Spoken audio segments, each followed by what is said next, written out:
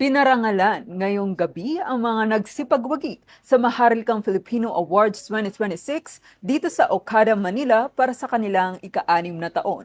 Mula sa iba't ibang larangan, tumanggap ng plaque, tropeyo at lei ang mga natatanging Pilipino kabilang na ang mga doktor, abogado, pulis, public servants, mga batikang artista, mga awit at iba pang mga individual sa iba't ibang sektor. Ayon sa presidente at CEO nito na si Benilyn Amigo Molina. Mula sa Pambansang Pulisya ng Pilipinas, pinarangalan si Police Brigadier General Vina H. Guzman, Direktor ng Police Community Affairs and Development Group bilang ulirang pinuno ng kapulisan.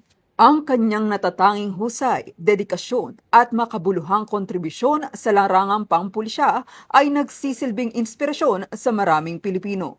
Ang kanyang natatanging husay, dedikasyon at makabuluhang kontribusyon sa larangang pampulisya ay nagsisilbing inspirasyon sa maraming Pilipino. Sa pamamagitan ng kanyang pamumuno sa Police Community Affairs and Development Group ay matagumpay na naipapakita ni Police Brigadier General Guzman ang kahusayan at world-class na kakayahan ng lahing Pilipino.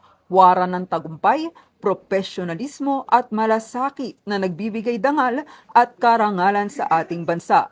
Pinarangalan din ang PNN o Police News Network sa pagkakamit ng prestiyosong natatanging plataporma sa media at komunikasyon sa ika-6 na Maharlikang Filipino Awards 2026. Ang karangalang ito ay patunay ng natatanging pagganap, mataas na pamantayan ng kahusayan at walang sawang pagsisikap na makapaghahatid ng makabuluhang serbisyo at positibong epekto sa industriya at lipunan.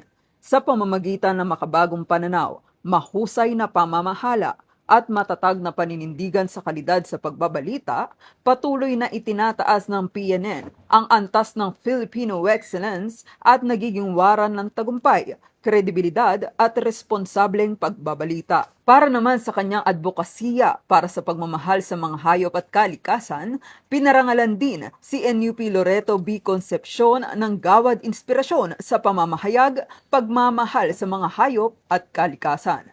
Sa nasabing okasyon, nagbigay ng makabuluhang mensahe si Professor Clarita Carlos na umani ng masigabong palakbakan. Matagumpay na natapos ang gabi ng parangal ng Maharlikang Filipino Awards 2026 at inaasahan ng pamunuan nito ang patuloy na pagnonominate ng mga kababayan nating Filipino para sa kanilang susunod na edisyon para sa Most Deserving Filipinos. Mula rito sa Chairman's Lounge ng Okada, Manila, ako po ang inyong alagad ng batas, tagataguyod ng Balitang Pulis. Ako po si Police Captain Precious D. Lee, nagbabalita para sa Police News Network. Ito ang bagong PNP para sa bagong Pilipinas. Serbisyong mabilis, tapat at nararamdaman.